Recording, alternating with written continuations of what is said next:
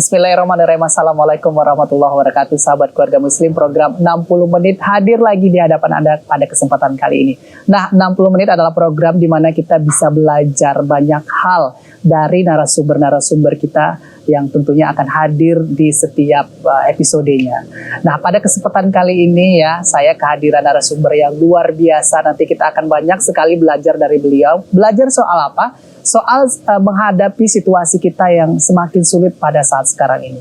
Kita tahu pandemi COVID-19 entah sampai kapan, kemudian ada lagi peraturan-peraturan baru yang keluar seperti PPKM yang tentunya ini membatasi banyak aktivitas kita yang tadinya mungkin banyak melakukan aktivitas jual beli ataupun menjadi seorang pengusaha begitu, kemudian terbatas karena ya kita harus menghadapi situasi yang sama-sama memang kita rasa sulit begitu ya. Nah, tentunya banyak bicara soal situasi PPKM sekarang ini khususnya ya. Bagaimana kita masyarakat ini harus bisa menyesuaikan diri ya dengan keadaan. Mungkin banyak dari kita yang tadinya menjadi seorang pengusaha kecil, pengusaha yang mungkin juga sudah kelas atas, karena keadaan mungkin bisa jadi gulung tikar ataupun hopeless, udah nggak tahu mau berharap seperti apa lagi. Nah, hari ini ya 60 menit ya menghadirkan seorang narasumber yang nanti akan banyak memberikan motivasi kepada kita semua. Dan langsung saja kita sapa, ada Coach Habibie. Ya. Assalamualaikum Coach. Waalaikumsalam warahmatullahi wabarakatuh. Nah, oke, sahabat keluarga muslim, Coach Habibie ini merupakan seorang business coach dan juga life coach gitu ya. Nah, ini kita penasaran ya, kalau life coach kayak saya pribadi juga baru pertama dengar. Ini apa nih life coach di coach? Ya, jadi banyak sekali terkadang orang-orang itu kan mengalami kegagalan dalam hidupnya. Kadang dia punya goal nggak tercapai, ada kala juga dia belum punya goalnya, nggak tahu nih arah mau kemana arah hidupnya gitu. Nah, jadi life coach itu tujuannya adalah bagaimana kita membantu orang-orang seperti itu, para klien untuk mengeluarkan potensi terbaik dalam diri dia, nah sehingga akhirnya dia bisa mencapai goal sesuai dengan apa yang dia inginkan. Jadi khususnya lebih ke personal development, pengembangan diri, nah life change, perubahan diri gitu dalam hidup dia. Fokusnya saya di situ. Selain juga melakukan pembinaan-pembinaan, pelatihan-pelatihan di bidang bisnis. Nah, saya rasa ya ini sosok Coach Habibie ini di masa situasi seperti saat sekarang ini sangat diperlukan sekali ya. Motivator juga gitu ya. Abang, Coach ya, sebelum kita banyak ngobrol ya, saya mau tahu dulu pandangan Coach soal situasi kita yang semakin sulit saat sekarang ini. Bahkan ada isu terbaru, Indonesia bukan lagi situasi endemi ya, sudah naik level lagi ya. Begitu. Nah, Coach sendiri melihat keadaan seperti ini apa? Baik. Nah, jadi terkadang itu ya, kita sering sekali fokus kepada hal-hal yang di luar kendali kita. Nah, jadi orang-orang stres itu kebanyakan ya, para pengusaha yang galau, yang pusing dengan kondisi yang sekarang udah PPKM level 4, 3, 2, 1 udah seperti game ya, ada level-levelnya gitu ya. Pusing nih nggak jelas nih gimana kondisi masa depan sekarang yang nggak bisa diprediksi gitu ya. Nah, biasanya orang-orang seperti itu adalah orang yang kebanyakan fokus pada hal-hal yang di luar kendali dia. Nah, jadi buat para pemirsa, buat teman-teman sekalian, bahwa ternyata yang perlu pertama sekali kita yakini bahwa kondisi ini memang sudah ditakdirkan oleh Allah Subhanahu Wa Taala. Ini nggak bisa kita elakkan gitu ya. Siapa sih yang menyangka dulunya kita lagi aman-aman saja, perekonomian bagus-bagus saja, tiba-tiba terjadi pandemi seperti ini merusak tatanan ekonomi dunia. Nggak ada yang bisa memprediksi. Kalaupun ada ya orang-orang yang dari luar-luar itulah seperti Bill Gates dan lain ya. Mereka mungkin pernah mengingatkan, dan memang iya banyak pengusaha yang terlena dengan kondisi itu dan melupakan kondisi-kondisi yang di luar dari kendali dia. Ya, diantaranya seperti pandemi, musibah, bencana alam, perang, itu kan hal-hal yang nggak bisa kita kendalikan. Nah, namun ketika dia datang, kita malah disibukkan dengan hal-hal seperti itu. Padahal yang pertama sekali yang harus kita perhatikan adalah apa yang bisa kita kendalikan dulu. Nah, yang pertama sekali yang bisa kita kendalikan adalah diri kita dulu. Jadi kalau misalnya kita business owner ya, sebagai pemilik bisnis, kemudian dikenakan mengalami kondisi pandemi seperti ini, kitalah orang yang pertama yang merasa galau, stres. Gimana dengan anggotanya? Nah, maka dibutuhkan yang namanya business owner mentality. Nah, ini dia ya, yang perlu diingat kepada para pelaku bisnis. Ya, setiap para pelaku bisnis harus memiliki mental seorang pebisnis. Yang pertama apa? Yang pertama niatnya dulu. Nah, coba yuk kita luruskan kembali ketika kita mau berbisnis, kita mau buka usaha, apa sih niat kita? Innamal a'malu binniyat kan? Segala sesuatu diawal dengan niat. Wa innamal likulli imri'in ma nawa, dan kamu akan mendapatkan apa yang kamu niatkan tadi. Ayo coba kita refresh kembali, kita urang kembali, kira-kira apa sih niat kita dalam berbisnis? Apakah sekedar ingin mencari keuntungan? Apakah sekedar mungkin ingin memperkaya diri? Nah, atau ingin bisa dapat uang banyak, bisa jalan-jalan ke luar negeri, atau mungkin tujuan kita ingin mendapat uang banyak sehingga kita bisa haji, ibadah, umroh, atau mungkin niat kita ingin membantu banyak orang sehingga mereka bisa mendapatkan income, pendapatan, mendapatkan nafkah untuk menafkahi keluarganya, gitu kan? Coba luruskan dulu niat kita. Nah, jadi karena niat inilah yang sebagai pondasi awal kita menghadapi pandemi. Contoh misalnya begini nih, ada salah seorang pebisnis saya temui ya ketika sharing-sharing. Ketika mengalami pandemi, dia seperti tenang saja. Tenang aja, yang lain pada gusar, dia tenang. Lalu saya tanyakan, Pak, kok bisa tenang seperti ini sih? Dia jawabannya satu, semua karena Allah. Dan kalau seandainya kita memang berjalan di jalan Allah, Allah pasti akan bantu katanya. Nah, dan akhirnya dia malah ketika kondisi seperti ini, malah buka cabang. Ada orang yang galau, tutup, dia malah buka cabang gitu. Dikarenakan apa? Dia yakin, saya berbisnis di sini tujuannya ingin membantu orang agar bisa mendapatkan pendapatan. Punya pendapatan, punya income, bisa menafkahi keluarganya. Efeknya apa? Ya Allah pasti akan mudahkan itu. Ketika kita memudahkan urusan seseorang, maka Allah akan mudahkan urusan kita. Kan jadi dia tenang aja. Niatnya lurus dulu yang pertama. Nah, memang, seperti itu. Ya? Okay. Memang dari agama sendiri memang kembali lagi ke niat semua. Benar itu ya Bang sekali. ya. Oke, Bang, bisa dibilang nggak situasi kita saat sekarang ini ya, khususnya bagi pengusaha ataupun siapapun begitu, bisa dikatakan ini adalah momen titik balik dalam hidup. Bisa dikatakan seperti bisa itu. Sekali, bisa. Jadi ibarat roda ya, kadang di atas, kadang di bawah. Cuma kita nggak tahu, kadang di bawah ini lama kali ya posisinya untuk naik lagi ya. Nah, jadi bisnis ini kan pada umumnya pasti mengalami penurunan. Nah, disinilah yang saya dapati banyak beberapa klien-klien saya, ya teman-teman juga merubah model bisnisnya.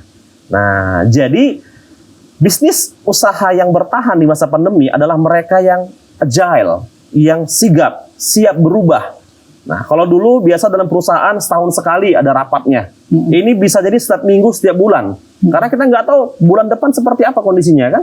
Nah, jadi yang perlu dilakukan adalah coba kita pelajari lagi model bisnisnya. Model seperti apa yang bisa di kondisi seperti ini meningkat.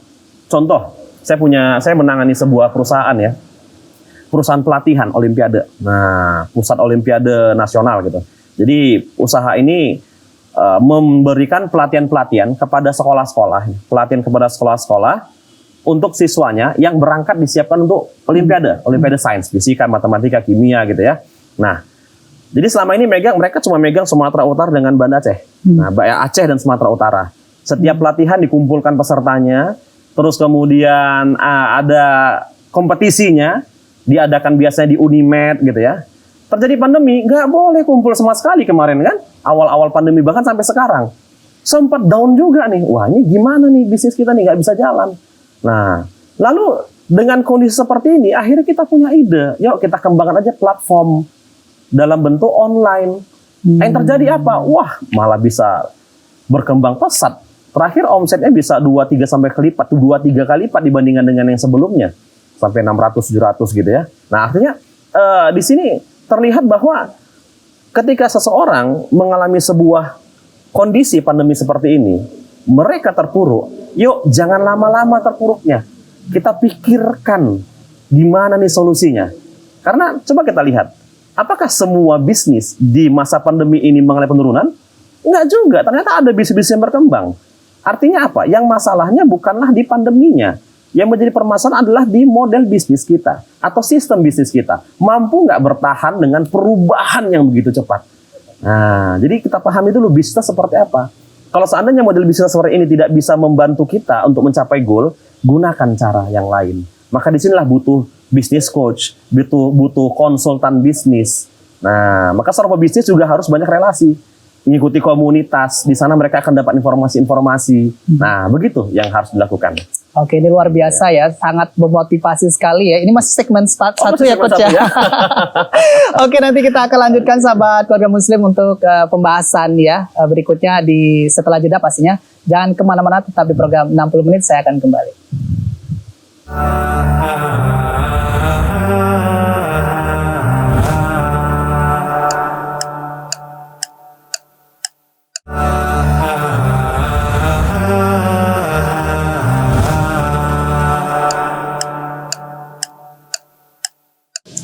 Ya, terima kasih sahabat muslim, masih di program 60 menit ya. Nah, kita lanjutkan Coach. Tadi ada yang menarik waktu Coach sampaikan di sesi pertama ya, terkait bagaimana kita menerima keadaan. Yes. Semua itu kembali kepada niat ya. Otomatis ini kita kaitkan ya kepada spiritual, kemudian ke agama, kembali ke Tuhan gitu, kepada Allah gitu ya, yang semua menentukan, yang Maha menentukan begitu. Nah, masalahnya tidak semua pengusaha mentalnya tuh kesana baliknya gitu Bang. Karena kita tahu ya, orang kalau udah bicara bisnis ya orientasinya uang melulu gitu ya. Lupa untuk kembali kepada asalnya. Nah, ini bagaimana kalau situasinya memang harus sekarang menuntut orang kembali lagi ke asal gitu? Ya, jadi begini ya, niat itu bebas. Jadi kalau misalnya para pengusaha memang meniatkan itu lillah, karena Allah, maka kembali ke situ. Lalu ada sebagian pengusaha yang mungkin niatnya ingin meraup keuntungan atau yang lain sebagainya gitu ya. It's okay, saya tidak mempermasalahkan itu.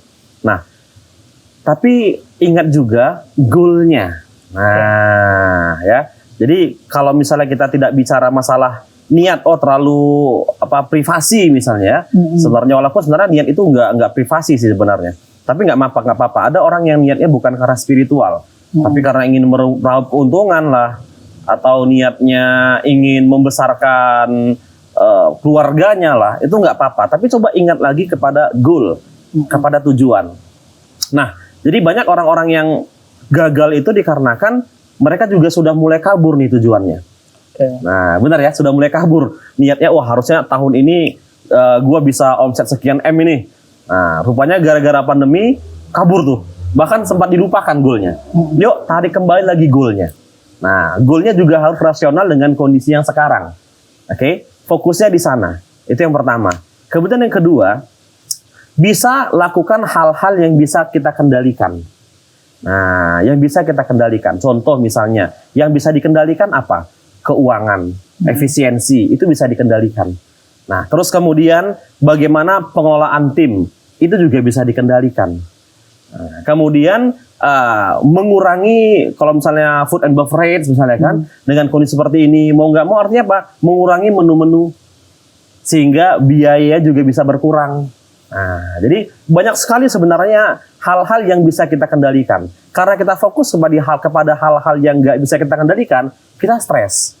Nah, jadi pikiran kita ini ya, para pemirsa sekalian, pikiran kita ini ada namanya sistemnya RAS. Atau RAS, Reticular Activating System. Nah, RAS ini merupakan filter dalam pikiran kita. Nah, salah satu filternya namanya delesi. Delesi itu dia menghapus secara otomatis pikiran kita, menghapus hal-hal yang nggak penting, Bang. Nah, contoh misalnya, saya tanya sama Bang Abrar ya, Bang, selama dari kantor ke sini, berapa banyaknya Bang lihat orang pakai baju warna hijau? Berapa banyak? Nggak diperhatikan. Nggak diperhatikan, apa? Nggak penting gitu ya. Padahal terlihat kan, bener ya. Nah, celana saya juga warna hijau, tuan juga nggak terlihat.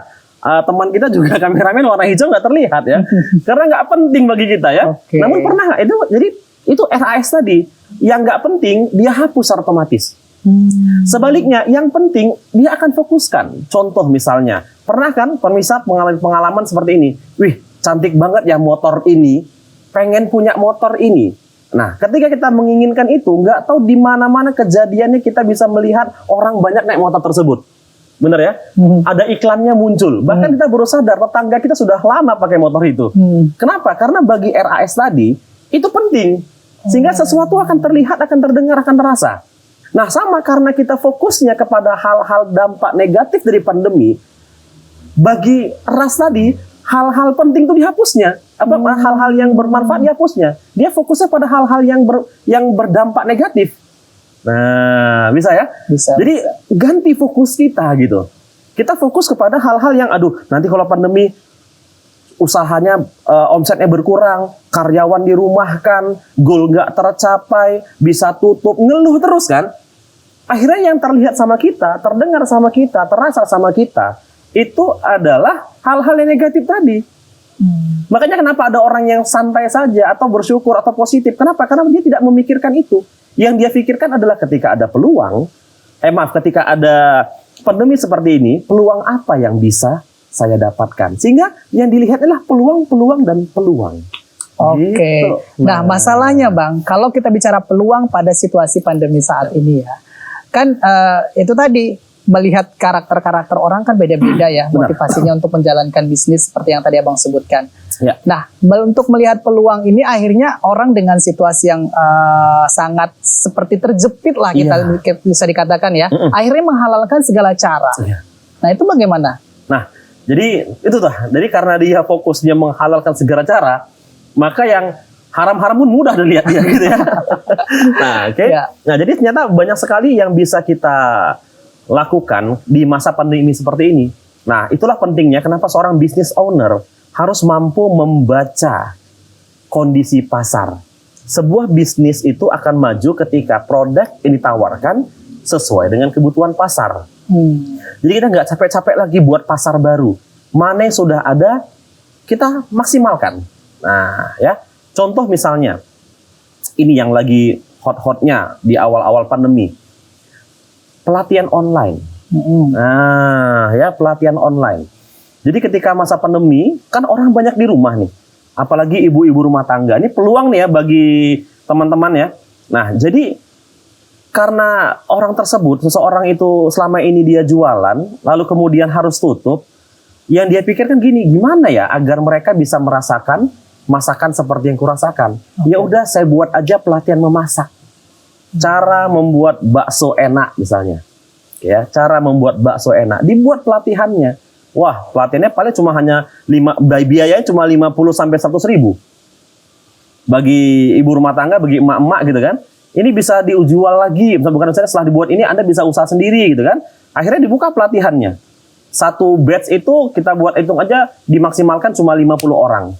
Sudah dapat 5 juta. Kali 10 batch, sudah dapat 50 juta.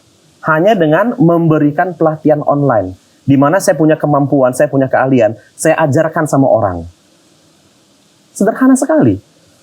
Untuk mencari peluang di masa pandemi seperti ini. Artinya kita lihat dulu kondisi pasar. Ternyata orang-orang di masa pandemi sekarang ini lebih sering di rumah. Nah, kemudian lebih peduli dengan kesehatan. Nah, maka produk yang bisa Anda tawarkan ya adalah menu, kalau misalnya di bisnis kuliner, menu-menu yang sehat. Ini yang kami lakukan di salah satu usaha yang kami kelola di Bali G, di Greens Cafe Bali G. Nah, itu ketika pandemi, yang kami lakukan adalah kami meyakinkan, kami memastikan bahwa menu kami steril, bersih. Tempat kita seperti ini juga di lahan terbuka, sehingga lebih mengurangi resiko gitu ya. Kemudian pakai masker dan peralatan sangat steril, higienis. Nah, itu menjadi daya tarik orang sehingga mereka, wah, mengurangi rasa kekhawatirannya. Bagi yang malas keluar, bisa dengan delivery order. Maka usaha delivery, perkuriran, ini juga tinggi sekarang ini. Nah, banyak sekali usaha-usahanya yang bisa dilakukan. Jadi, nggak mesti harus menghalalkan semua cara. Yang halal-halal masih banyak kok. Iya. Apalagi contohnya, misalnya usaha, sekarang ini mereka juga butuh kesehatan, usaha herbal. Usaha kesehatan, seperti madu. Nah, saya juga sebagai distributor madu di Medan, ya, itu ketika masa pandemi sampai sekarang, itu kenaikannya luar biasa. Sampai ya sekian ton bisa penjualan. Nah, dikarenakan apa? Ya kita tahu bahwa saat ini orang-orang butuh Madu butuh kesehatan, maka madu sebagai solusinya. Gitu. Oke, luar Banyak biasa yang nggak ya, mesti, sebenarnya. yang haram-haram tuh, yang halal masih banyak. Harus lebih jeli lagi ya, Benar Bang. sekali, lihat pasar. Oke, Coach, saya kemarin ada baca satu artikel ini menarik yang disampaikan soal peluang tadi, ya, bahwa di situasi pandemi saat sekarang ini bisnis yang paling menjual, yang paling yang paling bisa menjanjikan itu adalah di bidang kesehatan. Yes. Ya, namun kan kita tahu ya segala sesuatu yang berkaitan dengan kesehatan ini kan mahal. Sementara kebutuhan masyarakat meningkat, nah kondisi ekonomi ini sedang tidak baik gitu. Nah, kira-kira gimana? Bagaimana mengelola peluang bisnis kesehatan yang tadi Abang sebutkan, misalnya soal makanan kah, ataupun produk-produk masker misalnya seperti itu. Yes. Tapi nanti jangan Abang jawab dulu. Oh, Kita iya. jeda ya. Siap. Nanti setelah jeda kami akan kembali, tentunya sahabat muslim tetap di program 60 menit.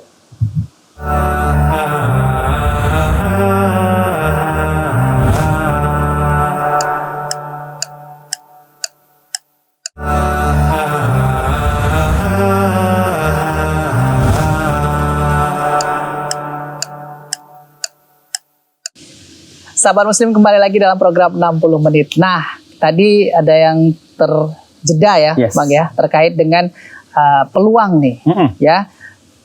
Yang paling dominan ataupun yang paling memungkinkan di situasi kita sekarang ini memang usaha di bidang kesehatan. Ya. Ya, bagaimana tadi menyesuaikan misalnya yang tadinya mungkin jualan makanan, alihkan ke menu-menu kesehatan yang sehat begitu ya, ataupun yang lebih jelas lagi alat-alat ataupun benda-benda yang terkait dengan kebutuhan kesehatan seperti masker dan lain-lain, ataupun ada madu, kebutuhan madu yang jahe merah juga sekarang ya dicari-cari orang lagi hot-hotnya. Nah, kemudian Bang, ini menarik ya. Kira-kira untuk menyesuaikan ke situ tuh apa langkah yang harus dilakukan, mengingat ya segala sesuatu yang kaitannya dengan kesehatan ini sekarang karena orang tahu ya peluang ya di sini ya, dan ini tuh menjadi sesuatu yang mahal ya. Bahkan kita tahu kemarin sempat ribut-ribut ada satu produk susu ya yang akhirnya sampai sekarang tuh harganya jadi naik mahal ya. Barang susah dicari ya. Jadi susah dicari. Nah, itu gimana Bang menurut Abang? Jadi begini. Kita harus ya, para pengusaha, baik pengusaha UKM atau skala besar atau pemula gitu ya, mau mulai bisnis, satu kata, murah mahal itu relatif. Nah, kalau kata guru saya, murah mahal tergantung isi dompetmu katanya. Jadi artinya begini, ketika kita ingin terjun di dunia bisnis kesehatan gitu ya, maka yang pertama sekali tentukan target pasar kita. Kita mau tembak pasar mana nih? Pasar low end, kelas bawah gitu ya, entry level pemula, atau kelas menengah, atau kelas atas, atau kelas premium. Jadi makanya kita harus teliti dulu, saya mau nembak pasar yang mana. Contoh, ada masker yang satu box harganya cuma 15.000. Ada. Nah, ada masker yang per buahnya itu juga 15.000. Dan itu juga laris. Kok bisa gitu? Nah, karena mereka menjual ke orang yang tepat. Nah, jadi bagi para pengusaha yang sekarang ini, ya coba belajar, yang bingung gitu ya, ini mau jual kemana, coba belajar yuk keluar, berkomunitas. Sehingga kita bisa memilah, oh ternyata orang yang tipe-tipe kelompok seperti ini, kalau justru saya jual murah, mereka nggak mau beli. Pernah kita lihat mobil Fortuner atau mobil-mobil mewah, Pajero, atau mobil yang harga 1M, BMW gitu ya, berhenti di pinggir jalan, beli masker yang harga 15.000. Jarang sekali. Mereka justru belinya di mana? Maaf, di supermarket yang mahal itu ya kan. Mereka beli online. Ya kenapa? Karena ya sesuai dengan pasar mereka gitu. Nah, jadi bicara tentang wah mahal, kesehatan mahal. Nah, coba kita lihat kita mau tembak pasar mana. Nah, kalau di Jawa, khususnya di Jabodetabek, itu yang sekarang lagi hot-hotnya adalah menu catering untuk isoman. Nah, jadi kan banyak tuh yang isolasi mandiri. Jadi peluang mereka tuh, mereka buat catering, tapi menunya menu kesehatan. Yang benar-benar mereka jaga berapa kalori, berapa protein, nah berapa karbohidrat. Nah, mereka kasih tuh. Dan memang itu pasti bukan untuk pasar-pasar yang maaf, yang kecil-kecil gitu kan. Mereka masuk ke komplek perumahan yang MM-an. Ketika kita melihat orang beli rumah MM-an, berarti kita sudah tahu berapa income mereka. dapat income mereka kalau saya tawarkan produk seperti ini dengan harga sekian, masuk nggak? Tentu masuk. Nah, ya, jadi mahal nggaknya kita lihat pasarnya dulu. Nah, saya nggak tahu di Medan ini seperti apa. Kalau belum ada, mungkin ini bagus juga buat teman-teman sekalian ya, buat menu untuk isoman, catering untuk isoman. Nah, seperti itu dia. Oke, kemudian kalau kita menjalankan bisnis tersebut begitu Bang, yang di situasi pandemi sekarang ini, kan ada aja muncul persepsi, asumsi orang-orang yang kemudian akhirnya bisa mempengaruhi mental kita juga sebagai pengusaha. Untuk menghadapi itu seperti apa? Yes, bagus. Nah ini, makanya dalam sebuah bisnis itu pelaku bisnis harus memiliki mental baja ya. Jadi tadi pertama mental seorang pebisnis adalah niatnya dulu. Yang kedua passion. Nah, passion inilah yang membantu seseorang bertahan terhadap cemoohan-cemoohan. Passion itu apa? Nah gitu ya. Jadi passion itu adalah sesuatu yang kalau Anda lakukan, Anda senang. Anda rela menghabiskan waktu di sana, bahkan mungkin menghabiskan biaya, dan bahkan terkadang nggak dibayar pun Anda mau melakukannya. Itu namanya passion namanya ya.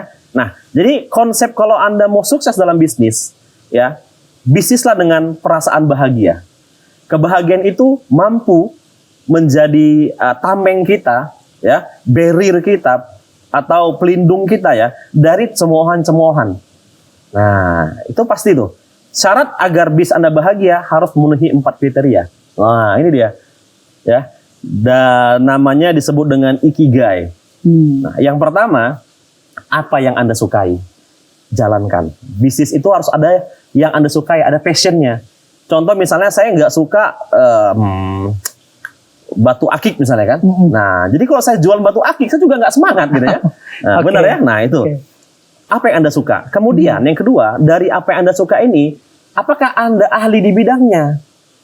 Saya hobi makan, tapi saya nggak ahli di bidang makan. Maksudnya ketika saya makan, rasanya ya enak-enak aja semua. Ada orang ketika makan, ini bawangnya kurang katanya kan. Ini garamnya kebanyakan. Ada yang seperti itu ya. Nah, saya nggak bidang, jadi nggak bisa nih. Nah ya, Anda harus punya kemampuan. Yang kemudian yang ketiga, nah apakah bisa menghasilkan uang? Nah ini. Kalau nggak bisa menghasilkan uang, itu cuma hobi aja jadinya. Hobi makan, hobi masak, hobi nonton misalnya kan. Dia harus menghasilkan uang. Dan yang keempat terakhir, apakah dunia membutuhkannya? Atau artinya, apakah ada pasarnya? Nah, jika 4-4 ini tercapai, Anda pasti akan menjalankan bisnis dengan bahagia.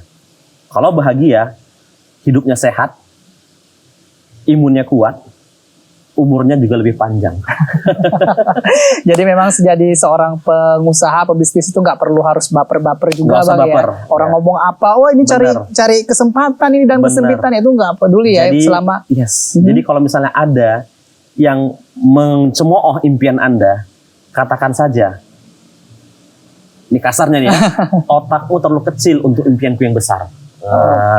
Ya, itu bahasa kasarnya. Kalau bahasa halusnya, ya, kamu nggak bisa sampai memikirkan sejauh itu. Aku lebih jauh pemikirannya. Nah, jadi nggak usah digubris kalau ada yang mencemooh. Cuman kan butuh waktu Bang untuk bisa membentuk mental seperti itu. Betul sekali. Kira-kira gimana prosesnya untuk membentuk mental seperti itu? Nah, jadi untuk membentuk mental itu, yang paling bagus adalah berkumpul lah. Paling cara cepat ya. Cara cepat adalah berkumpul dengan orang-orang yang mentalnya baja juga. Ini sama, ini selaras dengan hadisnya Rasulullah. Berteman dengan penjual parfum, ya sedikit banyak kita dapat wanginya gitu ya. Berteman dengan penjual dengan tukang besi, sedikit banyak kita dapat percikan apinya gitu. Nah, jadi kalau misalnya Anda ingin bermental baja, berkumpul dengan orang-orang yang mental baja juga. Berkomunitas. Nah, itu jadi artinya mulai dari sekarang ini kita bersatu dong. Udah nggak ada lagi zamannya sikut menyikut. Ya, tidak ada zamannya bersaing. Saat zaman sekarang ini adalah zamannya berkolaborasi. Ya, kamu punya usaha mie ayam, saya juga punya usaha mie ayam, sharing-sharing. Kalau misalnya bersaing kan katanya yakin rezeki Allah yang ngatur. Tapi kenapa ketika jualannya bagus, jualan saya berkurang, saya iri? Berarti dipertanyakan keyakinan bahwa Allah membeli rezeki kan?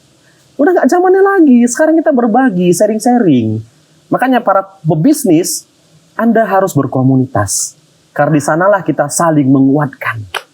Itu cara cepat agar mental itu terbentuk. Luar biasa ya. Iya. Sahabat keluarga muslim, nanti di segmen berikutnya, nah Coach Habibie ini selain seorang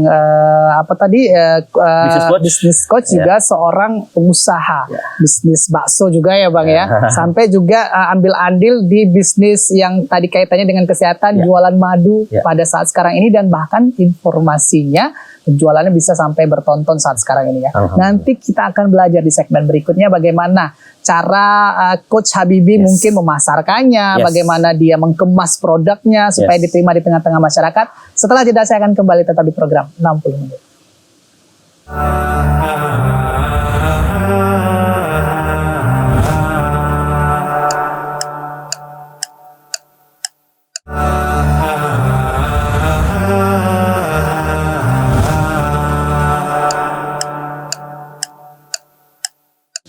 Ya, sahabat muslim, di situasi pandemi Covid sekarang ini, apalagi makin diperketatnya dengan sistem PPKM ya.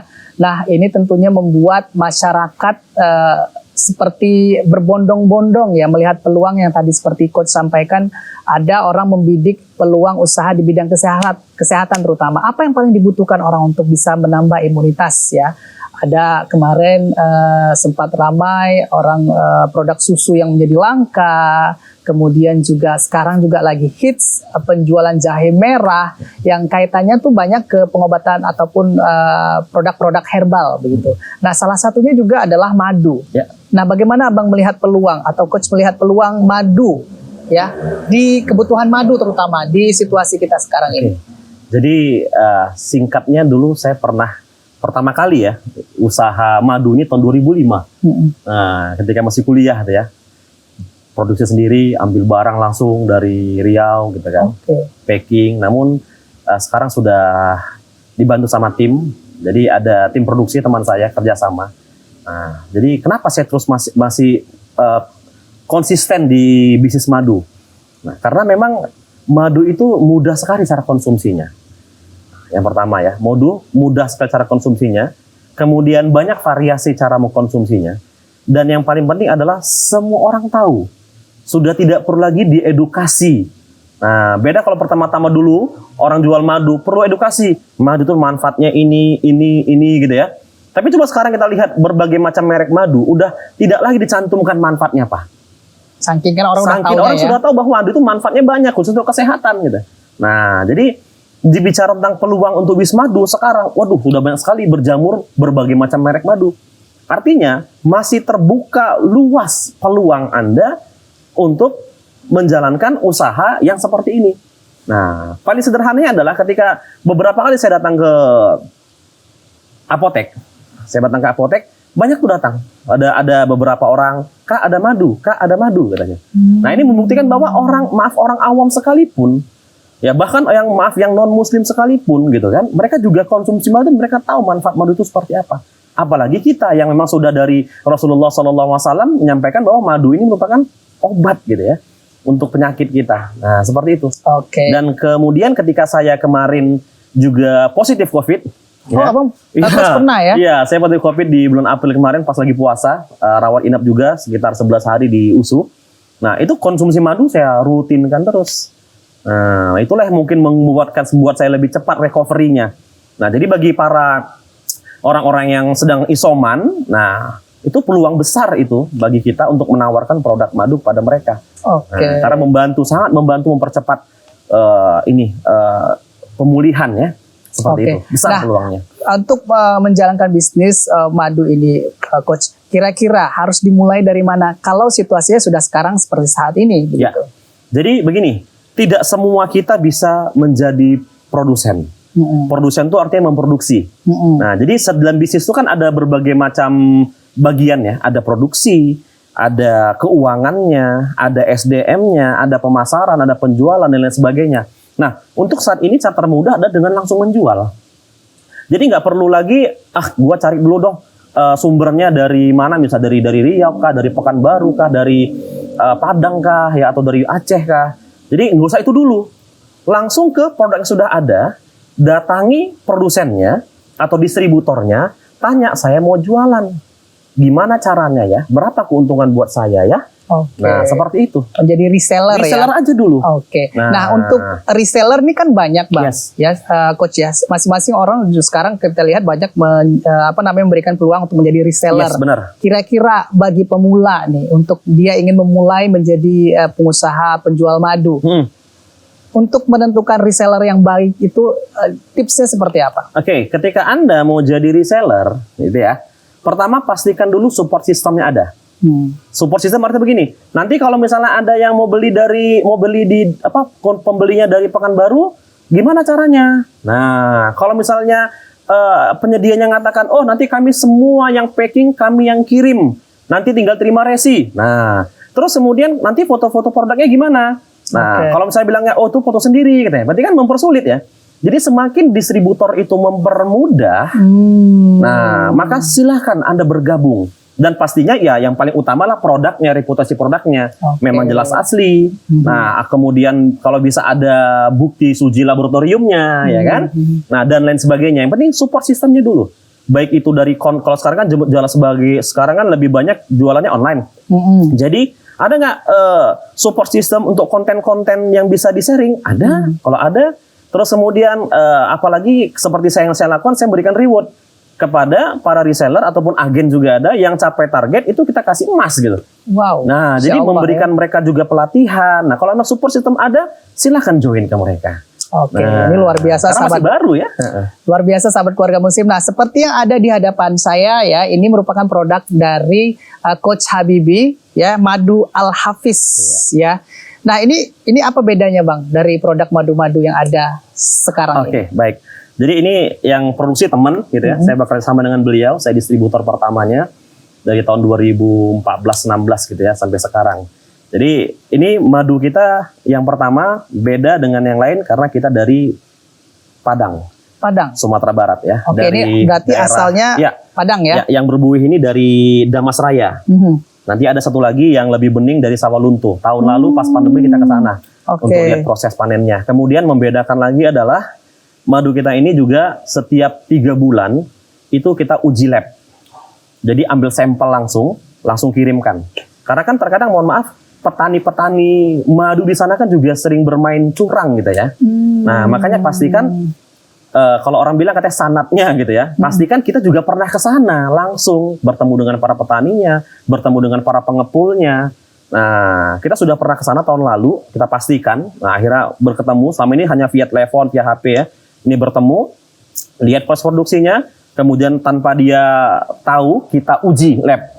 Dan ternyata ya itu asli ya, membedakan. Kemudian rasanya ini jauh beda dibandingkan dengan madu hutan Riau ataupun madu ternak. Nah, ini kan madu hutan murni ya, alami tanpa tambahan herbal-herbal lain. Kemudian madunya madu mentah juga raw, tidak dipanaskan. Nah, sehingga dia berbuih, ada sedikit kadang muncul juga gasnya gitu ya. Dan kemudian memang benar-benar mentah, belum ada proses kimiawi.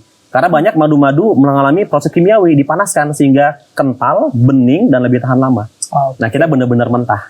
Oke, ini menerima reseller juga? Yes, dan kita ada support sistemnya dari saya pribadi. Jadi ada beberapa distributor. Nah, salah satunya kalau saya pasti di sini akan memberikan support system pada tim.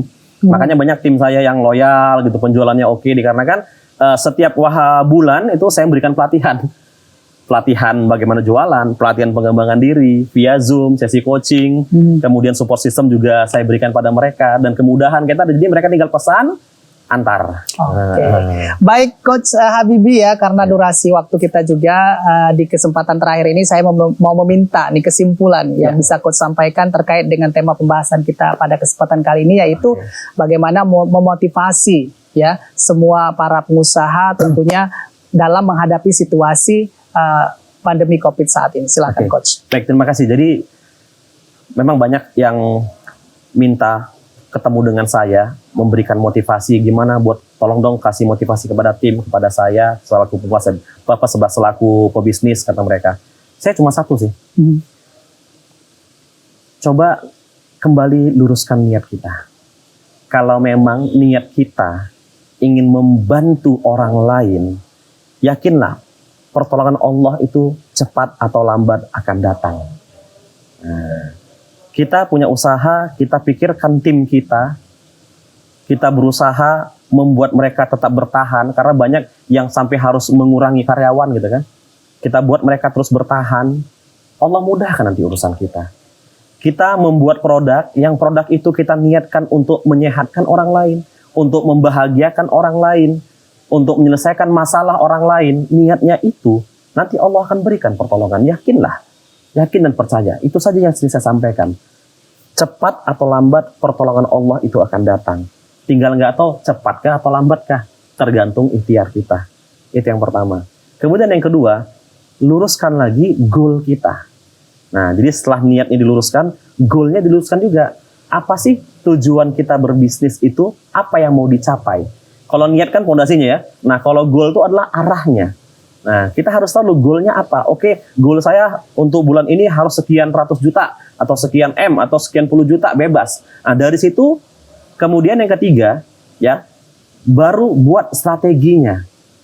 Cara untuk bisa membuat strategi dan menjalankan strategi, mau nggak mau kita harus belajar. Makanya sebagai seorang pengusaha, jangan pernah berhenti untuk belajar. Kita sering investasi, beli tanah, beli emas, beli jam, tapi kita lupa investasi untuk nutrisi pikiran kita. Nah, karena orang terkaya di dunia ini, Warren Buffett mengatakan, dia ditanya nih, apa sih investasi, instrumen investasi yang bisa bikin aku kaya? Dengan mudah dia jawab, investasi leher ke atas. Mulailah berani mengeluarkan sejumlah biaya untuk belajar terus. Karena bisnis ini terus berkembang, masa kita nggak berkembang? Demikian, semoga bermanfaat. Oke, Masya Allah, luar biasa ya sahabat keluarga muslim ya. 60 menit kali ini cukup banyak sekali informasi dan masukan, tips juga, ilmu juga yang kita dapat dari Coach Habibie. Mudah-mudahan bermanfaat untuk kita semua. Jadi nggak ada lagi cerita untuk kita semua menghadapi situasi sekarang ini ya hanya dengan mengeluh, kemudian hanya dengan protes, hanya dengan menangis begitu. Banyak hal yang bisa kita lakukan dan mudah-mudahan 60 menit kali ini bermanfaat untuk kita semua. Terima kasih sudah menyaksikan episode kali ini. Terima kasih sekali lagi Coach Habibie dan sahabat keluarga muslim. Insya Allah kita akan bertemu lagi di kesempatan berikutnya dengan tema pembahasan yang berbeda. Billahi taufiq wal hidayah. Assalamualaikum warahmatullahi wabarakatuh. Waalaikumsalam.